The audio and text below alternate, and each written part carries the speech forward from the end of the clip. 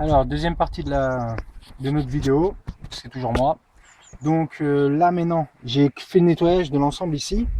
Et maintenant, je suis en train de faire l'étrier. Donc pour après remettre les plaquettes, le piston ici va nous déranger. Et même pour le nettoyage, il nous dérange. Par contre, on doit bien faire attention aux joints qui sont là. Alors il y a plusieurs systèmes. Il y en a qui prennent un tournevis, ils risquent de le couper. Il y en a qui prennent une pince, ça risque de casser aussi. Il y en a qui prennent du bois, plein de choses. Moi j'ai trouvé le plus simple, c'est ça. Un serre-joint, il n'y a pas mieux. Il est moyen, relativement puissant. Vous le mettez là. Il y a le boulon du haut, donc il n'y a pas de problème. Là, il prend bien l'ensemble du bas, il n'y a pas de problème. Et là, vous serrez doucement. Et il va se mettre en place à l'intérieur, tout doucement. Voilà. Bon, voilà. Là, c'est propre. Voilà, il est bien rentré. Et là, on va pouvoir continuer le nettoyage et rien abîmer, quoi.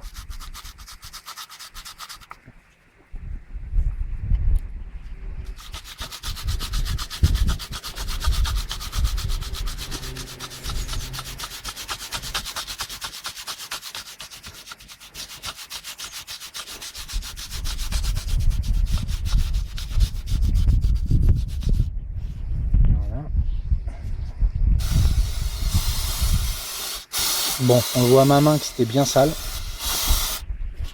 Toutes les merdes qui tombent là. Je vais m'arrêter là. Ok.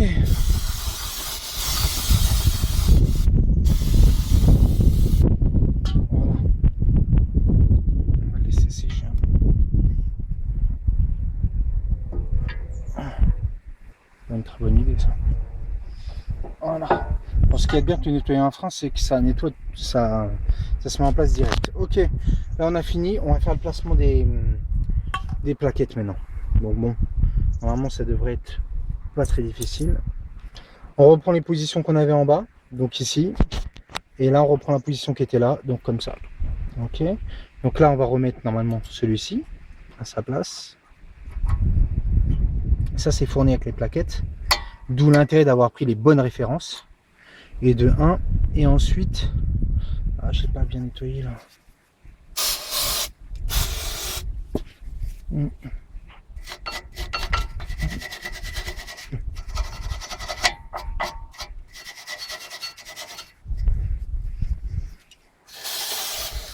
Voilà. Et ensuite on va pouvoir mettre l'autre. Les plaquettes, il faut bien respecter le sens qu'on avait eu tout à l'heure. Là, elle est rentrée, celui d'en haut, il est rentré. Donc, on avait bien dit, quand on regarde bien, avec la petite pointe vers le haut, on respecte cet ordre-là, on la met sur le côté, on fait rentrer par le bas, elle est en place. Voilà, donc là, c'était avant, ça c'est maintenant, et ça c'était avant. On voit l'espace ici qui était bien abîmé. Voilà, donc j'avais encore un peu le temps de la changer, mais voilà, c'est fait au moins. Ah oui, très important. Oh là là là là. Très très important que j'ai pas fait. J'ai fait sur les autres, mais je ne vous l'ai pas montré. Il faut limer les plaquettes. Alors limer les plaquettes, ça va vous éviter comment dire, d'entendre des bruits au démarrage et tout au début. Donc vous limez juste les bords. Ok. Je l'ai fait avec les autres. Ça donne ça. Mes bords sont limés avec une lime à faire, hein. Lime à métaux. Voilà. Conséquence, dès le début, votre voiture ne va pas faire de bruit. Elle ne va pas faire des gros grincements, etc. Donc on va le faire sur ici, parce que je ne l'ai pas fait. Bon, c'est assez rapide. Hein. Donc finalement en matériel, vous n'avez pas besoin de grand chose. Et en fait, tout a commencé quand on a fait un devis pour...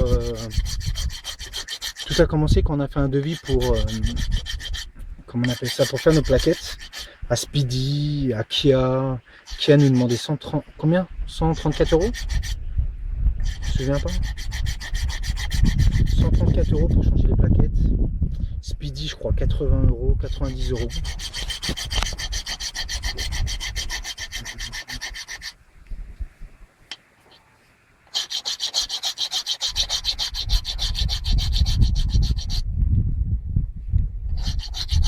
Bon, le but c'est pas d'enlever beaucoup de matière, C'est juste de faire un bel arrondi sur les coins.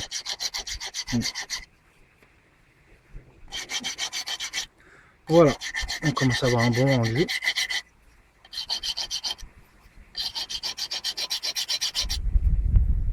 Et voilà, je vais finir. Voilà, et moi je l'avais fait aux 4 autres. Cette fois-ci c'est fait. Voilà.